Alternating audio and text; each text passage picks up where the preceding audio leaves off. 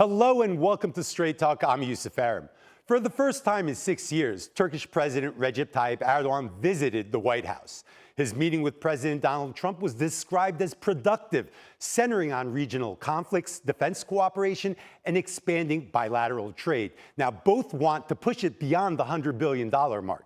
Trump hinted at a major announcement on Syria, where US and Turkish interests frequently overlap. He also praised Erdoğan's leadership, calling him a respected statesman with growing influence across the Middle East and the wider region. He's a highly respected man. He's respected very much in his country and all throughout Europe and throughout the world where they know him. He's built a tremendous military, powerful military, uses a lot of our equipment, and it's an honor to have him. Trump also suggested Washington could lift the ban on F-35 sales to Turkey and roll back sanctions imposed in 2020 over Ankara's purchase of the Russian S-400 missile system. Erdoğan welcomed the momentum, calling the talks a sign that the two nations are entering a different process under Trump's presidency. The U.S. president went further, commending Turkey's neutral stance on the war in Ukraine while urging closer cooperation on energy. Before their Oval Office talks, they also joined the Gaza summit, which both leaders hailed as positive and productive. For more, joining me now from Washington, D.C. is political analyst Rich Outzen, who specializes in U.S.-Turkish relations. From Istanbul, Zuhal Mert Uzuner, a professor at Marmara University. Also from Istanbul, Merih Kepez, the founder of Mars and Kairos Global Networking Agency, which promotes Turkey's global trade relations. Thanks for joining me now.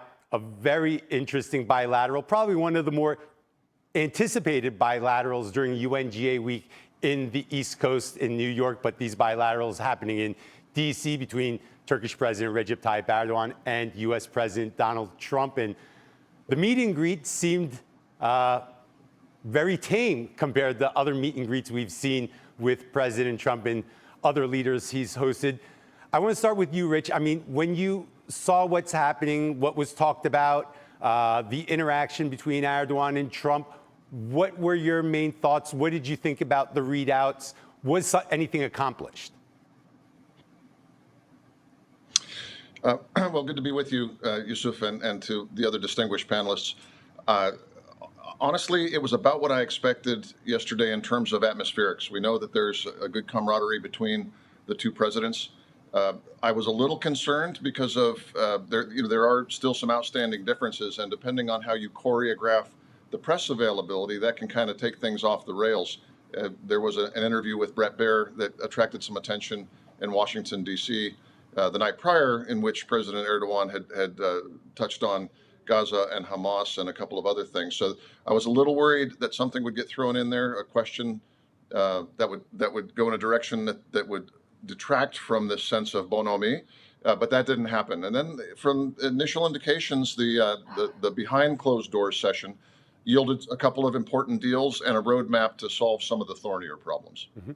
Zuhal, when you look at this bilateral, what was the biggest interest that was met on the Turkish side? And, well, I mean, what were their objectives? What did Erdoğan want to leave there with? I think the most important thing for Turkish side was developing more the understanding in bilateral relations. Because as you know, there were some problems deriving from several issues. It can be related with Syria, or it can be related with disagreements about Eastern Mediterranean and others. But this was very critical meeting to have again very high level contact and to start again very deep cooperation efforts. From that aspect, this meeting was really important, and whatever discussed in this, let's say, the meeting, we see about from energy to other issues, they are also very strategic and important, and reminds us how important ally is Turkey for United States. Mm-hmm. Merih, trade and economics was an important part of this bilateral as well, an area that you're an expert in. Before Erdoğan left for the United States, some of the tariffs that Turkey had were revoked and pulled back. So it seems like that kind of set the tone before he came. A couple deals before the bilateral as well on LNG and whatnot. How important was this meeting from advancing bilateral trade, being able to meet higher targets, and also the deals that were reached? Yes, Yusuf, I think trade was at the heart of this meeting, and this is happening after 6 years. Erdoğan is back to the White House. I think there were two major deals from the private sector angle. 20-year LNG deal with Mercuria, 5.8 BCM annually, and more than 200 aircrafts going to be purchased from Boeing by the Turkish Airlines. And because of the supply chain risks, it was a delayed deal. So this was another gain. But also two potential deals for the future, which is one is about SMRs, another important point on our energy security, and the other potential F-35 deal, which is linked to the removal of CATSA. So in my opinion, it was a very productive meeting, setting the stage for our relationship to move further. Yeah, it definitely looked like a very productive meeting. Now, Rich, I mean, the relationship between Erdoğan and Trump is always talked about, saying it's a very good relationship. It was a very good relationship during the first term as well, but it didn't seem as productive. The communication was a little less. We saw some baggage the first term, some Obama legacy policies that probably hurt the relationship or maybe handcuffed Trump a little on what he could do. Do you think those policies are behind now and we're seeing that relationship trickle down more into policy? It's a good question. I think we have to remember that during the first term, almost from day one, President Trump was facing significant internal resistance, not just from Congress, which is typical, right, when you have the separation of powers, but within the bureaucracy. He had not staffed it fully with people who were aligned with his vision. And as a result, you had people that were working to sort of undermine what they perceived as a rush to reconcile between the United States and Turkey. If you look at the history of the CATSA legislation, it was almost entirely because of congressional mistrust, not of Turkey, but of President Trump in his dealings with Russia. And that's one of the reasons that it was written the way it was. Then you had the very thorny structural issues related to the war in Syria and some other regional things that were not going exactly in a way that magnified the joint interests and the mutuality between the two sides. That's all changed. Trump has a greater control of the bureaucracy. He has more favorable Congress. The winds in Congress are blowing a little differently on Turkey. Now, that's not to say all the problems are solved. There still has to be a congressional role in a path to resolving the CATSA situation that Turkey is in. But I will tell you, based on my contacts here in Washington, things are changing. And the war in Ukraine and all the different places where Turkey can help stabilize a United States that no longer wants to be driving as the sole force in these regions. The importance of the partnerships just increasing. Congress recognizes that. So while there still are some hangover problems, I think it's a dramatically different playing field than we saw 6 years ago during the last White House visit. Mm-hmm.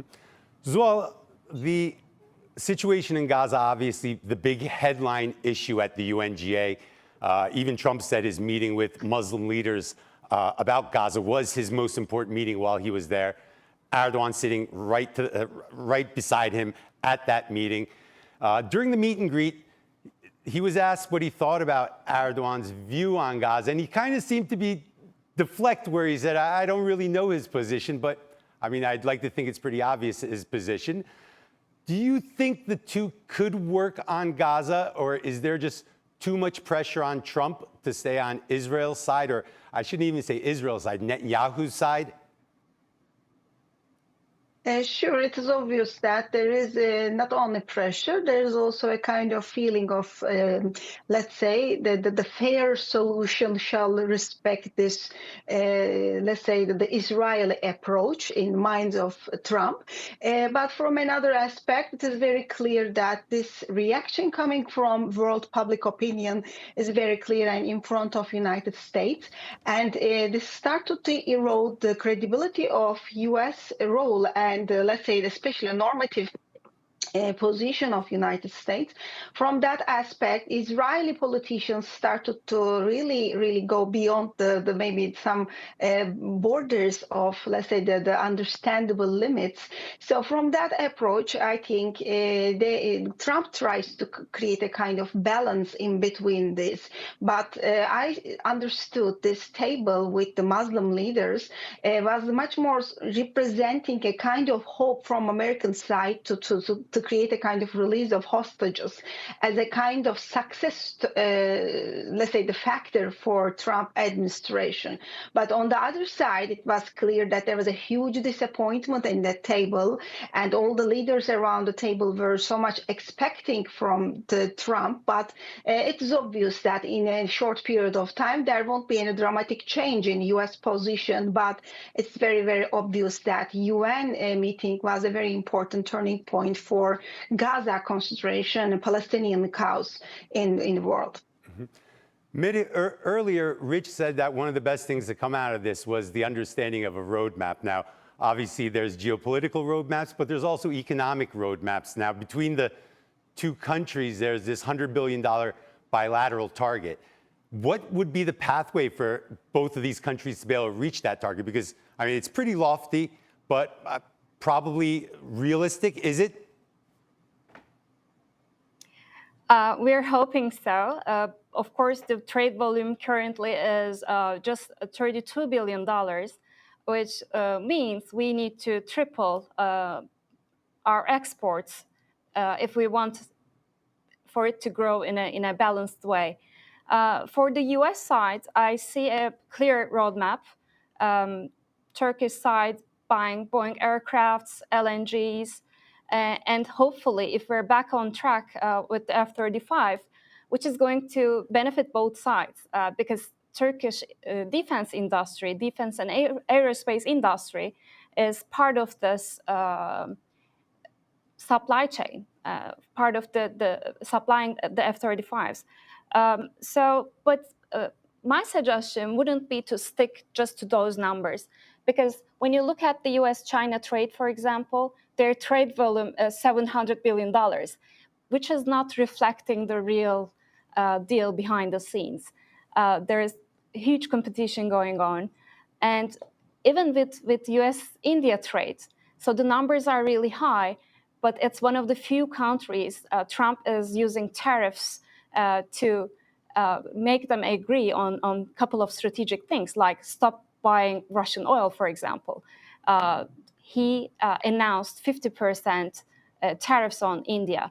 So what I mean by this, we need a greater plan, Yusuf, to reach our goals. Mm-hmm. Turkish interests, Turkish companies are very active, flexible, reliable all around the world for huge projects, mega projects like energy projects, infrastructure, construction projects. And I see this a great match between Turkish and American companies. So if we come up with a financing mechanism, for example, then both countries can have geopolitical gains, because the US side wants to counterbalance China in Africa, in many other regions. And also they want to counterbalance Russia in Central Asia.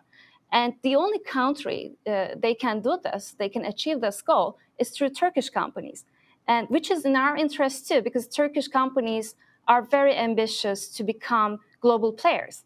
So what I want to underline here is, let's not think about just bilateral trade, but in a bigger sense, in a broader approach. So I think this is the way to increase our bilateral trade too. Very interesting perspective. So you're saying let's not get caught up on the number. Let's have an atmosphere of cooperation and synergy, which is more important.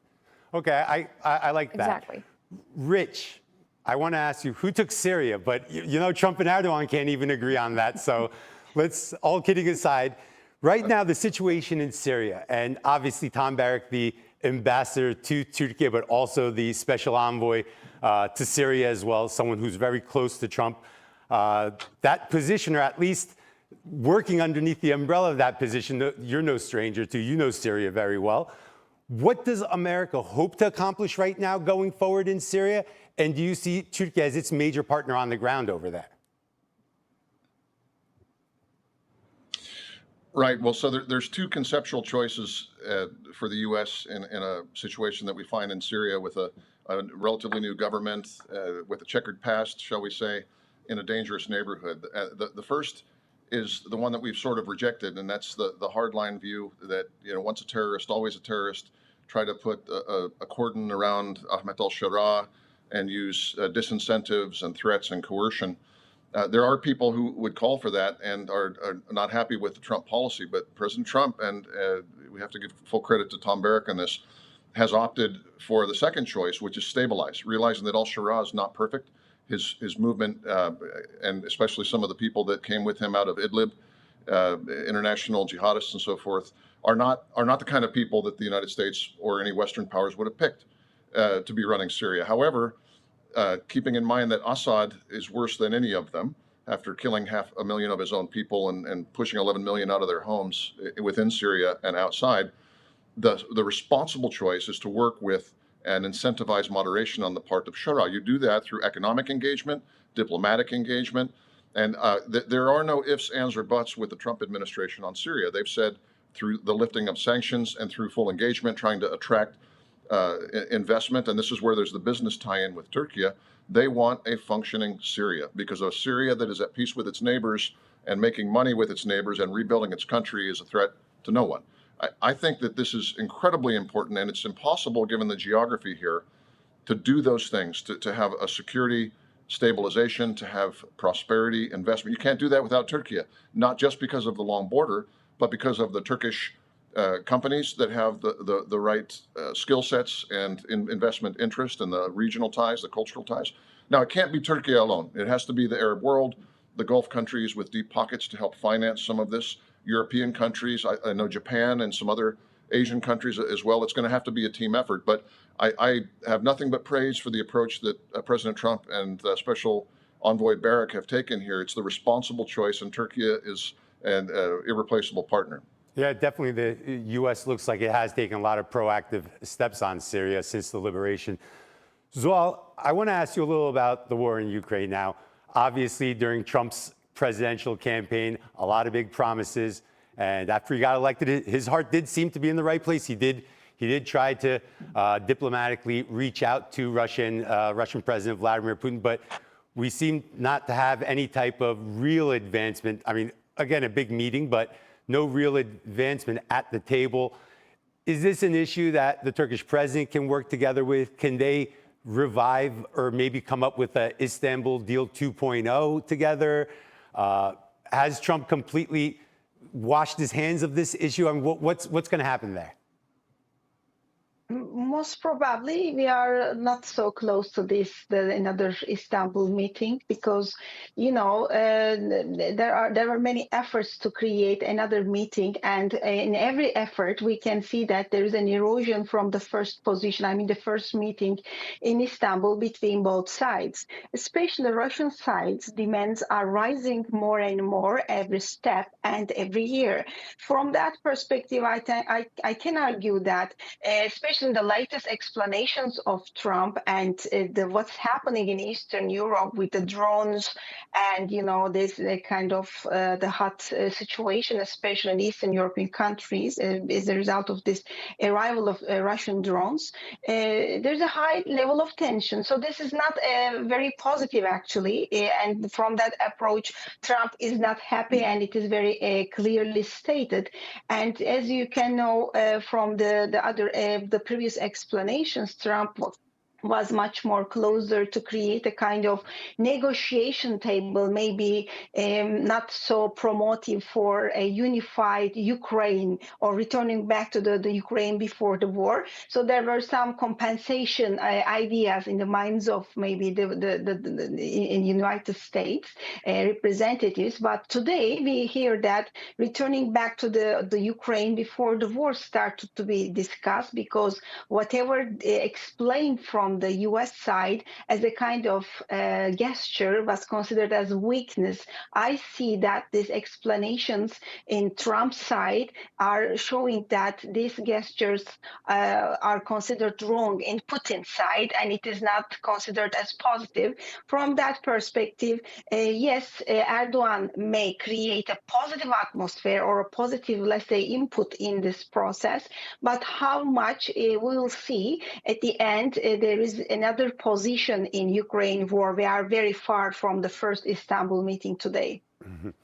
Miri, if you were whispering in the ear of the Turkish president or the Turkish trade minister, what would you advise them regarding like the next economic or trade steps? Like, how would you want to see that relationship move forward? Or what would be like the critical next echelon for these two countries to pass to be able to build towards that target that we talked about before, that $100 billion target? So there are things I will whisper to our side, but there are also things I would like to whisper to the American side. Let me start from that part. I think there has to be a mentality change towards Turkey, which is on the right track, by the way, which is going in a positive direction. But what I mean by this, if we want to come up with, if the Turkish side wants to come up with this global game plan, that Turkish and American companies are jointly act together, team up with each other, the American side has to agree with this as well. So, for example, I would like to see more cooperation on the defense industry and looking at it from the lens of NATO versus the rest. So there are countries that the US companies are not as competitive as Turkey, like Pakistan, Indonesia, Malaysia, where some strategic government deals are made with China. And the alternative to China is not American technology, but the Turkish technology. So I would come up with a better plan, give Turkish companies a greater room, rather than putting more sanctions or more tariffs. On the other hand, I would definitely open the way for them to be more active in those countries. And I would try to leverage each other's influence. So I think this can happen in the defense sector, in construction projects and energy projects, and even in critical minerals like mining. So this would be my suggestion. Mm-hmm. Very interesting, especially the mining and the minerals. So we'll see if they talked more about that at that meeting as more details come. Rich, I want to talk a little about the fighter jet saga, because it has turned into a saga now. The Turks are sitting there on one side. They got modernized F-16s, F-35 possibility, Eurofighter Typhoon. It's kind of like whack-a-mole. Which one they're going to get, we don't even know. And of course, in the pipeline, you have the Kızılelma and the Khan from the domestic production side. What do you think the right package for the future of the Turkish Air Force is? And will the Turks get the F-35? And also, to close out very quickly, your thoughts on CATSA. Are we going to see CATSA end soon, or is that just going to linger on? Right. Well, if I can, let me just tack one comment on to Mary's about the bilateral trade. Honestly, one thing I heard loud and clear in New York during the meetings that we did as part of the American-Turkish Business Roundtable and others is that there's huge appetite on both sides. We had 22 major U.S. companies sit down with Turkish decision makers and Turkish companies. In some sense, to make the bilateral trade grow to that 100 billion, most of what the U.S. government needs to do is to get out of the way, right? Because there is that dynamism in the private sector. So positive signals saying that Turkey is not someone that we presume that we're going to deny licenses or put sanctions on. That alone is a powerful, powerful boost. And then, as Mary said, maybe some targeted incentives to have Turkish and American companies work in third countries. Now, as to the mix of fighter jets, I think the Turkish experience shows that diversity of supply is important. So to my way of thinking, it's been sort of postulated that Turkey could do 40, 40, and 40 for its current upgrade, which would be 40 F-16 Vipers, the Block 70s, which are a significant jump in capability from the current F-16 fleet, then 40 F-35s if that problem gets solved, and then 40 Eurofighters. And that's a great bridge right there to a future that's going to be largely automated, right? Largely unmanned aircraft and using the Khan and then ultimately Kızılelma and these other things. But for the next 20, 30 years, a mix of supply protects against supply shocks like future embargoes. I think that's wise. Now, as to CAATSA, CAATSA is complicated, and it's not just CAATSA the law. There's also the language that's written into the NDAA, the National Defense Authorization Act, that specifically prevents currently the transfer of F-35. So there are going to have to be some legislative fixes there.